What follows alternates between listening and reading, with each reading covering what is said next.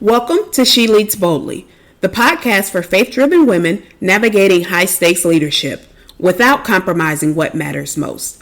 I am Sharika Sanders, your host, mentor, and kingdom business leader.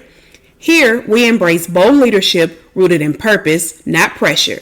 This space is for the woman who refuses to choose between faith and ambition, family and fulfillment, impact and rest.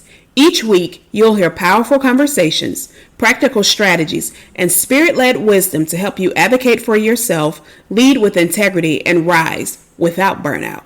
If you're ready to lead boldly, live faithfully, and never settle for less than what God has promised, you're in the right place. Hello, and welcome to another episode of She Leads Boldly. I am Sharika Sanders, and before I even get into what we're going to talk about today, I just want to extend my thank you. Thank you for sticking with me and those who are becoming faithful listeners and downloading the podcast and allowing my voice and the words that God is allowing me to speak to be imparted into your lives each week. And so I appreciate that. I appreciate you and I appreciate your support. And today I would like to talk about a subject that something we've heard of many, many times before, but maybe to invite you to look at it a little bit differently. And that is the topic of being fruitful and multiplying. And so I know that many of us, even if we don't know exactly where it is in the Bible, we know the Bible says it. And the most commonly, and I don't even, probably the only way I've ever heard people refer to it is in procreating, making a family. And that's what people sometimes use as their basis. God called us to be fruitful and multiply. So they try to use that as the basis for having, a bunch of kids or, spouses to convince the other and things like that. But I was listening recently to Myron Golden. And if there are any of you who are not familiar with him, he's a very successful businessman who teaches his concepts using biblical principles. And he even, I believe, also has I'm going to call it a business Bible study, because everything does involve business, but sometimes he does call it Bible study, and he definitely references the Bible and gives specific stories and things from the Bible. But recently I was listening to an episode or recording, whatever you want to call it, of his on YouTube, and apologies, I can't remember the name, but he was talking about being fruitful and multiply. And so I'm going to read the two scriptures where this is referenced in the Bible. And then I want to share kind of how another spin on it, I'll say. And another way to think about it, because I don't want to say that it's his own interpretation.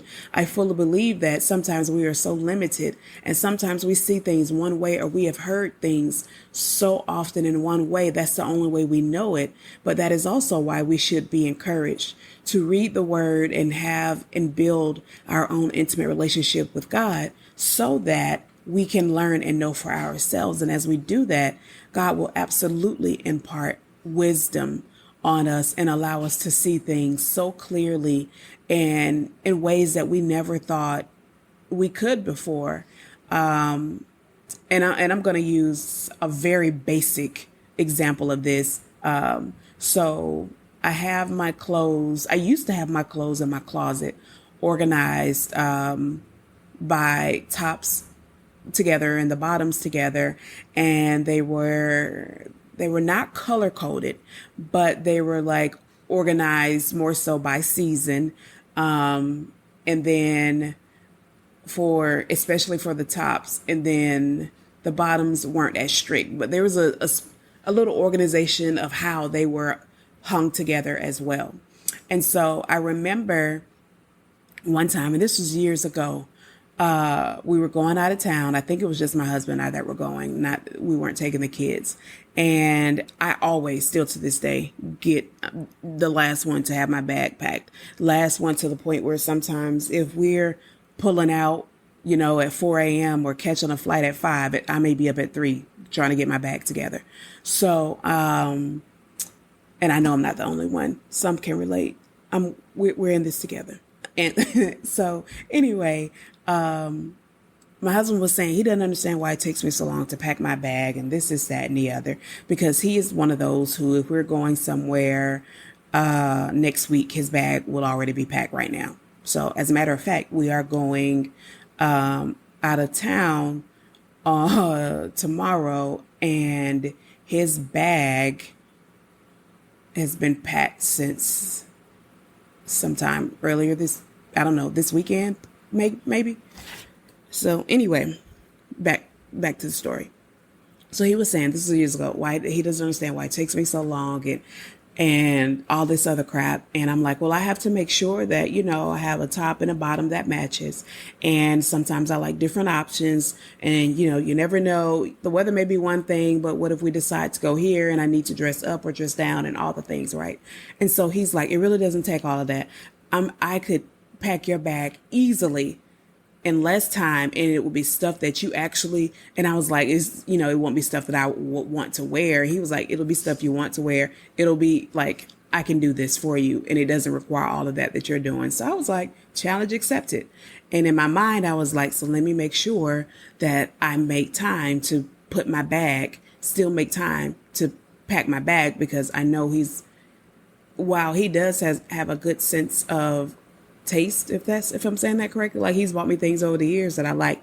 I can't think of anything that he's purchased for me that I haven't liked. As a matter of fact, he's the one who got me to really wearing more colors, because he said something I kind of noticed, but I didn't realize it was as big of an issue, I'll say. Like, I remember him telling me, I don't even know if we were married yet, maybe, or we had just gotten married. He's like, everything you wear is black, brown, blue, gray. Like, that's it. You don't have any color. And I'm like, well, those are staples. You can make other things, match with that. And so every time he buys me something, it's always something with color, and it's always something nice. And so it's now gotten me to expand my horizons in that space. But anyway, which is, I guess, also another point of seeing things differently, and how we see ourselves. But anyway, so however many days it was, he got the outfits out for me. I went there, he had them laying on the bed, and I was like, I would never have put this shirt with these pants. I would never have done, but everything looked nice. But what I realized is, because I put a lot of the clothes in my closet in a certain box, and, this type shirt I could only wear maybe at work, or this kind of top I can only wear maybe at work or at church, or this kind of top I can maybe wear on Fridays, or, outside of work. Like, everything was in these very specific boxes as far as all my clothes overall. But when he put the outfits together, he put things together, like almost every outfit was something that I had never worn together, but it all looked good. And I was like, And so what it prompted me to do is to stop putting things. Now I have my tops together and I have my bottoms together, and I have, like, if something is out of season, I have it in a separate space.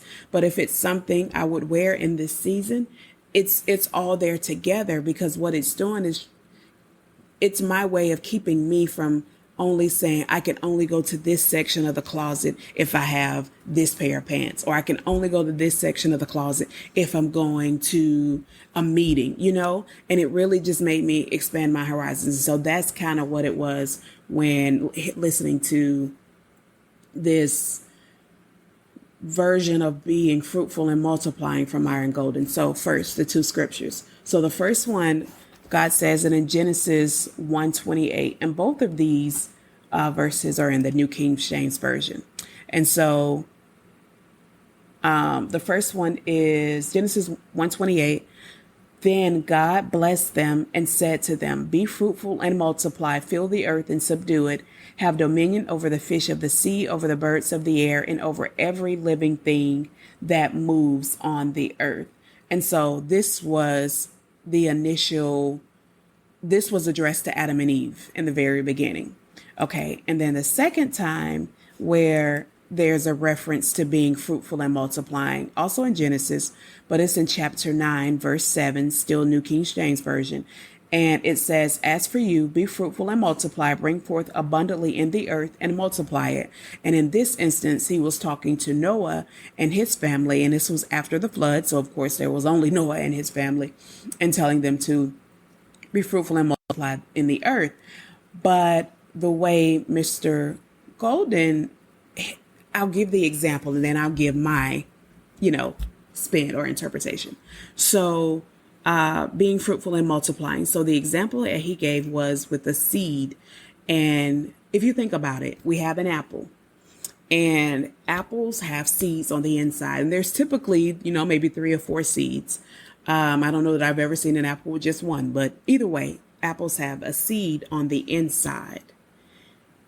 When we get that apple, we get the finished product, so to speak.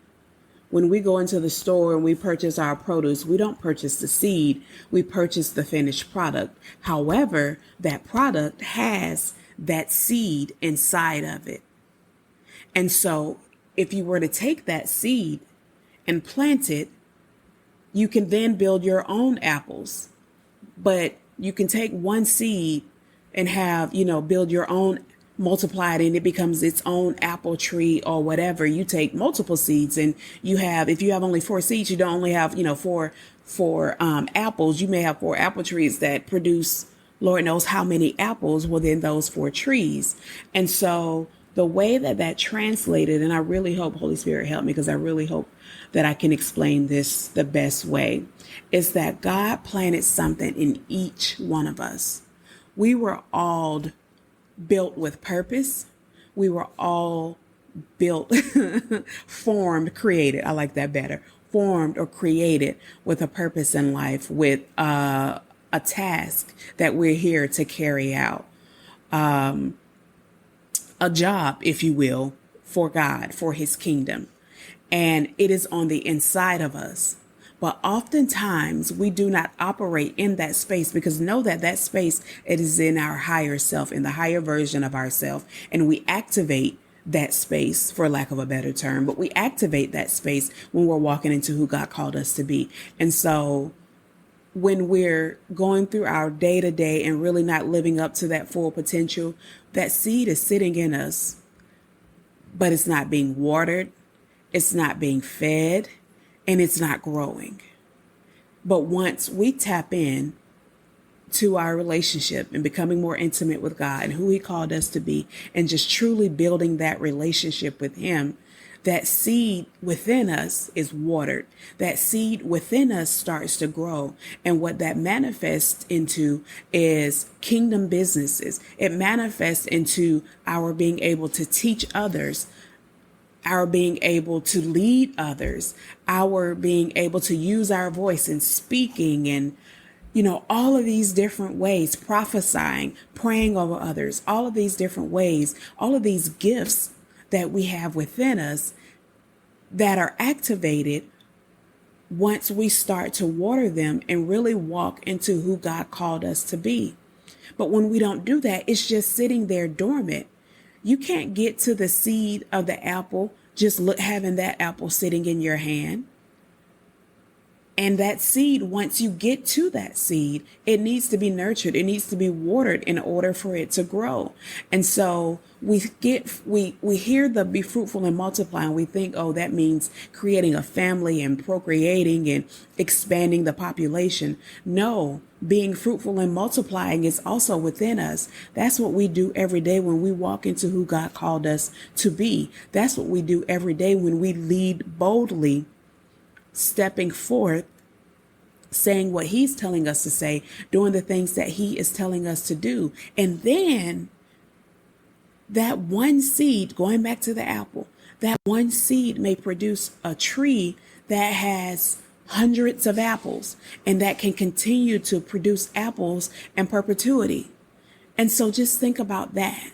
Just think about the seeds that are within us, and that when we allow them to be watered and nurtured, and that is, again, through our relationship with God and through our reading his word and through praying and all of these things, when we allow ourselves to be open to receive discernment and receive wisdom from him, how we are able to go out and do so many things within the earth, how we are equipped and then walking in that calling for all the things that could. Some of us, it may be this one thing that we're great at, and it just spreads and spills over and impacts people in so many ways. But I can almost promise you that it's multiple gifts that we have, and some choose to, take that one gift and spread it and use it and grow and focus on that. And then that's fine if that's what God called you to do. But I just think about how many pastors have we seen who are pastoring, who are, leading nonprofits, who are writing books, who are doing all of these things in the earth because God has equipped them. Because one, they're putting him first and relying on him as the King of Kings and Lord of Lords to lead us and guide us and help us. But sometimes we talk so negatively about ourselves and against ourselves. And what we're really doing, what we don't realize, we're killing our seeds. We're killing what God has in us because we're allowing what we see in the natural, other people's opinions, things that are going on in the environment around us to impact what God has already told us and our relationship that we have with him. And so I really want you all to just really think about this. Again, going back to the apple, one seed can create an apple tree, and that apple tree can create so many more apples, which and then have their own seeds. So think about putting it in relatable terms. The seed that you have when you step into who God called you to be, let's say it's just being a great manager. You're a great manager to your team. You're a mentor. You lead with compassion and you're empathetic and you're staying true to your faith, which doesn't mean you have to read scriptures to your team at the start of every meeting or start every, team meeting in prayer. But you're just standing bold in your faith in who you are and acknowledging God and who he is in your life and what he has done for you. But as you nurture and build this team and you all work together and you meet goals and deadlines and hit all of these milestones and have all of this great success, let's say this is a team of 5 people. You have impacted each of these 5 people in different ways. So now when they go forth into the earth or they move forth into their next role or their next organization, they now have the seed that you have planted in them that they can take and nurture it and continue to allow it to grow and build into and impact other people. And so a lot of times it's when we lead with grace and integrity and all of the things, sometimes people get so caught up in scripture and the Bible and making something religious. But when we're walking in integrity, when we're being ethical, when we're aligned with our morals and our values, we are still walking into who God called us to be, because did he not call out those things for us in his word? And so just because a person may not have the same beliefs as you, that doesn't mean you can't still have an impact on their lives that they can take and help somebody else, who then helps someone else, and so on and so forth. Think about people who you've come across. Think about when you're in the store and somebody gives you a compliment. And even if I'm really looking good today, but just to hear somebody else say it, does that not take you up another level and make you feel good on the inside? Or sometimes you're having the craziest day. Let me tell you all, one day I went to Chick-fil-A, and I'm convinced Chick-fil-A is prosperous as they are. And any who may not be familiar, Chick-fil-A, very well known restaurant, obviously sell chicken, Chick-fil-A, but the owners have held true to God, and so Chick-fil-A is closed on Sundays because it's always been the case to allow their employees to have that day of worship and Sabbath rest. And so no, you will not find any Chick-fil-A restaurants, the restaurant chains that are open on Sundays. And so people have always talked like, oh, how much money they could make if they were open. And they even took a stance some years back saying that, they weren't going to support pride or whatever because it wasn't aligned with their values. And then you had all of these people who were like, we're boycotting Chick-fil-A, and Chick-fil-A, can I tell you, has not lost a single anything. And all of those people who were, we are not going to Chick-fil-A anymore, and Chick-fil-A doesn't represent us, and all of these, or support us, and all these different things, they're all right back in line getting those chicken sandwiches, those chicken nuggets, the chicken minis with on the Chick-fil-A app, all the things. And I'm not doing the Chick-fil-A commercial, but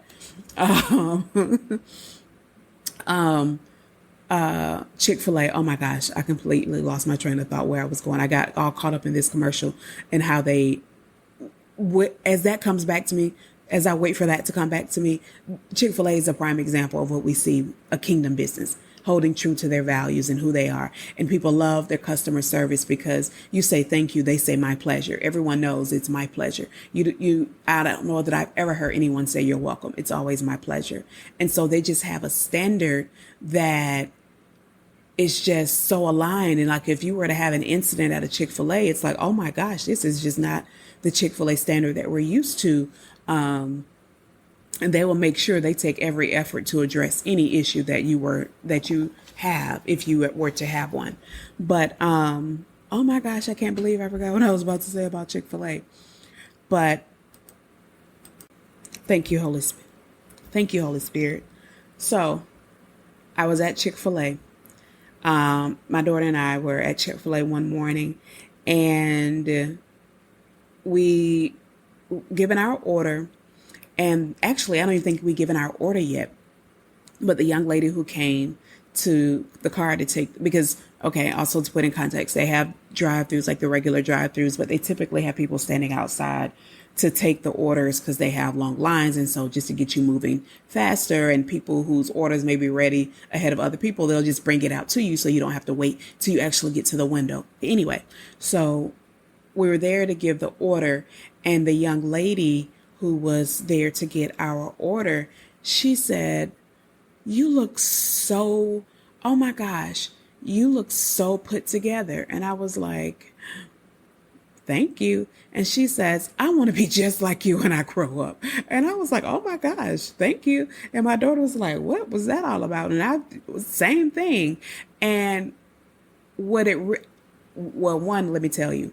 So that was really special for that day in particular. Because I was like, oh, I felt like I look nice for 8 o'clock in the morning on a Saturday. But her saying that to me it really made my day. And even more so, I definitely know that the Spirit was just all around us that day, because that was the day that my 2 oldest were baptized. And so that's why we were up to take my daughter to practice, but why I was up because I knew I had to take her to practice and, do some different things. So I was already dressed for the baptism that would have been that afternoon. And so that is just how, but this was right now, this recording that you all are listening to, or this episode that you're listening to, is in June. June 2025. My children were baptized in February of 2025. And you see, I still remember, although I had my small brain fart of what I was going to talk about, I still remember exactly what she said to me, because that's how much of an impact it had on me. And so this just going back to the impact of the things that we do and how we water the seed in other people by just the smallest gesture, the smallest way whatsoever. And so I just really want to remind you, implore you, help you to understand that we all have that something within us. We all have those seeds within us. And God has called us to be fruitful and multiply, and not just in a sense of growing our families, but in growing his kingdom. And how we grow his kingdom is by becoming disciples. And as we grow in our relationship with him, even if you don't understand today what your purpose is, as you grow in your relationship with him, it will be revealed to you. Those opportunities will come your way for things that, why does everybody keep asking me to speak? I'm not even a speaker. People will say things like that. Don't speak that against yourself. Watch the words that you say. because God has planted something on the inside of you that you may not see it yet, but everyone else is seeing that light, and they just want to be a part of that light. They just want to have any time in the presence of that light and that glow that you carry. And so again, be fruitful and multiply. Take the gifts that God has imparted on the inside of you and share them with his children. Share them with the people that you come into contact with. Share them with the people that you see on the store, the stranger dangers. Really take that time and allow the seeds within you to be watered, to be nurtured, so that they can grow, so that you can step into who God called you to be. And so this was just really, when I heard that initial message from Myron Golden, it just really spoke to me, because I'm like, oh my gosh, I've never thought about that. And how many of us are not walking in our highest self? We're not walking into who God called us to be. We're actually running from what he has called us to do, either because it's not convenient, or it seems hard, or you just don't want to. How many of us are not being obedient? And because we don't understand, but knowing that when we put our full trust in God, he will never let us fall. He will never let us down. Know that the plan may not, 9 times out of 10, it doesn't look like what you think it will look like. But when we give him complete control, he shows up for us in a way, and he shows us to ourselves in a way we could never imagine. The woman I am today is not the woman I was 3 years ago. I can guarantee you that. Anyone who knows me definitely knows there has been a change. There has been a shift. My husband can absolutely speak to that. And I am proud of who I am becoming. I am proud of the impact I am having on my household and others who come in contact with me. It absolutely warms my heart when I hear my children walking around and they're humming one of the songs that we heard in church Sunday, or or one of the ones that we sing. That is allowing my seed to grow. That is watering their seeds so they can grow, so they can make an impact. And so, again, yes, God did say be fruitful and multiply. And yes, he did mean to increase in number in the earth. But he also meant to increase in number in his kingdom. And that's a different kind of birth. That's the spiritual birth. The one where we are born again. Where we are walking according to his promises for us and for our lives, knowing that we are not here by accident, incident, circumstance, but we are here in purpose and on purpose by God, who created us and who has given us an assignment. And all we have to do is surrender, and he will impart what that is, how he wants us to move, where he wants us to go. We will start to change the way that we think, the way that we speak, the way that we act. Because ultimately, as you allow that seed to be nurtured and grow, your desire for him, your desire to become like him, your desire to please him increases. And so it changes who we are. And you'll find yourself in situations where you would want to get so angry or so upset, or go off, as we say. And you'll respond in love and with kindness, where you even may surprise yourself like, I'm not even mad. And so again, the 2 verses, the first one, the first one is Genesis 1:28. And this was the initial command that God spoke to Adam and Eve. Then God blessed them and said to them, be fruitful and multiply, fill the earth and subdue it. Have dominion over the fish of the sea, over the birds of the air, and over every living thing that moves on the earth. He has already given us the power Have dominion. He's already given us the power. He's already told us, step into who I called you to be. And the power is already there. You just have to walk in it. Genesis 9:7. And as for you, be fruitful and multiply, bring forth abundantly in the earth and multiply in it. And that was to Noah and his family after the flood. And so if I have to say the differences between the two, I feel like the command in chapter 9, verse 7 of Genesis to Noah and the family is more of a be fruitful and multiply, increase in number, procreate, so that my people may be increased on the earth. But Genesis 1:28 to Adam and Eve, make a family. And they started and they did just that. But also understand who you are. Understand the power that you have within you. And you walk in that power with your head held high. There is nothing, no one, no devil in hell, no demonic, anything can do when you are covered by the blood and when you walk into who God called you to be. And so with that, I thank you all for your time. I thank you for your presence. I thank you for being open to receiving what I have to say. And I pray that God allows you to hear it in a way that it speaks to you specifically in your walk and your calling for your life. Hey friend, if this episode stirred something in you, don't keep it to yourself. Make sure you subscribe to She Leads Boldly so you never miss an episode. And let's stay connected. Join our growing community of faith-driven powerhouse women where you'll find real talk, encouragement, and tools to fuel your journey.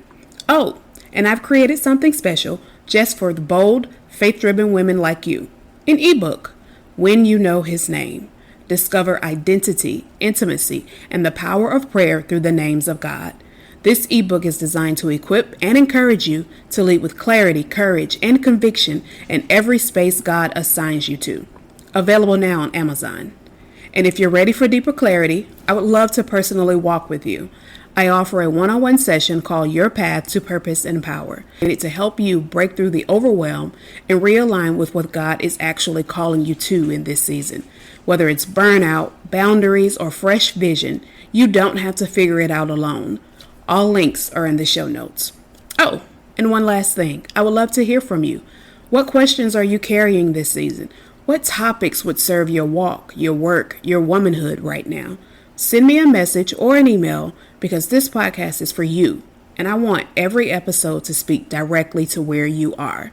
Remember, you don't have to choose between your faith, your family, and the calling on your life. God's grace makes room for it all. So until next time, stay anchored in purpose, covered in grace, and always ready to rise. Talk soon, friend.